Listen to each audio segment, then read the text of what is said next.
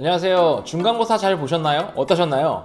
잘 본 분들도 있고 못 본 분들도 있을 텐데 이 영상은 모든 학생들이 지필고사 후에 해야 하는 내용들, 그리고 저만의 꿀팁, 마지막에는 처음 고등학교 시험을 본 고1 학생들에게 전하는 말까지 이 영상에 모두 담았으니 끝까지 시청해주시면 정말 감사하겠습니다. 그럼 Let's get down to the business. 바로 본론으로 들어가 보겠습니다. Let's get it. 오답노트 정리하기입니다.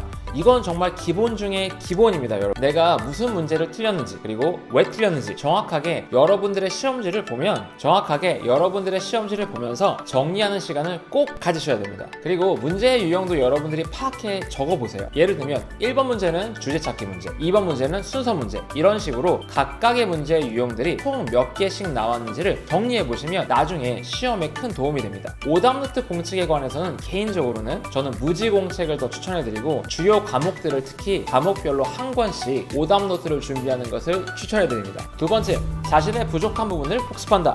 위에서 오답노트를 정리한 부분과 연장선상에 있는 내용입니다. 어떤 학생은 OMR 카드에 기입하는 실수를 했다면 그런 부분을 좀 더 신경 써서 시험 준비를 해야 할 것이고, 문법 내용이 부족해서 틀렸다면 시험 범위에 해당된 틀린 문법 문제를 한 번씩 더 풀어보고 마스터하는 시간을 가지기를 추천합니다. 인터넷을 찾아보면요, OMR 카드도 다운받을 수 있는 곳들이 많이 있습니다. 문제를 푸실 때 출력하셔서 문제에 맞게 사인펜을 사용해서 진짜 시험 문제처럼 문제를 푸는 방식을 해보면 실전에도 많은 도움이 되겠죠? 또 객관식 영어, 단어 또는 문장이 해석이 안 되는 경우에는 기본 단어의 부족일 경우가 많습니다. 그럴 경우에는 평소에 필수 단어들을 많이 공부하셔야 합니다. 기존에 안 하시면 안 돼요. 이런 식으로 자신의 부족한 점이 무엇인지를 파악해보는 것이 정말 중요합니다. 내가 어떤 상태인지를 객관적으로 보는 것을 메타인지, 즉 메타코그니션이라고 하는데요. 이것은 공부하는 데 있어서 정말 중요합니다, 여러분. ebsi.co.kr에 들어가시면 유형별 문제를 여러분들이 만들어 보실 수도 있고 기존에 있는 유형별 문제를 쉽게 풀어볼 수도 있습니다. 이런 툴을 이용해서 여러분들의 취약점을 보완해 보는 시간을 한번 꼭 가져보세요. 세 번째,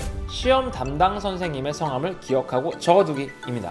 이 선생님은 문법 위주의 질문을 많이 하는지 아니면 내용 중심의 문제를 많이 내는지 등을 분석해 봅니다. 저는 각각의 학교마다 각각의 영어 선생님들의 성함을 학생들을 통해서 기록하고 그 선생님들의 시험 문제 유형을 파악해 보려고 노력을 합니다. 왜냐하면 1학년 때 쌤이 2학년 때 혹은 3학년 때 다시 만날 수도 있기 때문입니다. 이런 식으로 여러분이 시험 후에도 이런 작업들을 차곡차곡 해 나가신다면 다른 학생들보다 더 앞서갈 수 있습니다. 학원 개념으로서 저는 이런 점들을 준비하지만 혼자 집에서 공부하시는 학생분들도 이런 부분들을 해보실 수 있으니 이 영상을 보셨다면 바로 실행해보세요. 네 번째, 자신이 공부하는 데 있어서 가장 좋았던 환경, 공부 스타일, 방식 등을 각 과목별로 정리해보는 겁니다. G-English 같은 경우는 중학교는 2개, 송어중, 양지중, 고등학교는 4개, 송어고, 고장고, 안산고, 성안고만 한정해서 학생들과 만나고 있습니다. 시험 범위가 정말 늦게 나오는 경우도 있고요. 중간에 시험 범위가 바뀌는 사례도 있어요. 정말 어이없죠. 과목별로 여러분들이 어떻게 준비하여 왔고 또 효과가 있었고 또 어렵지 않았는지, 그리고 부족하게 준비한 부분들은 무엇인지, 이런 부분들을 한번 정리해보세요. 또한 내가 학교에서 야자 시간에 공부가 잘 되었는지, 집에서 혼자 하는 게 좋은지, 카페 같은 곳에서 공부하는 게 더 잘 되는지, 스카 즉 스터디 카페서가 더 잘 되었는지를 분석해보세요. 글로 적어 내려가다 보면 각 과목별 특징이나 공부 방식 등을 알 수가 있을 것입니다. 그리고 마지막으로 고등학교 시험을 처음 접한 고1 학생분들에게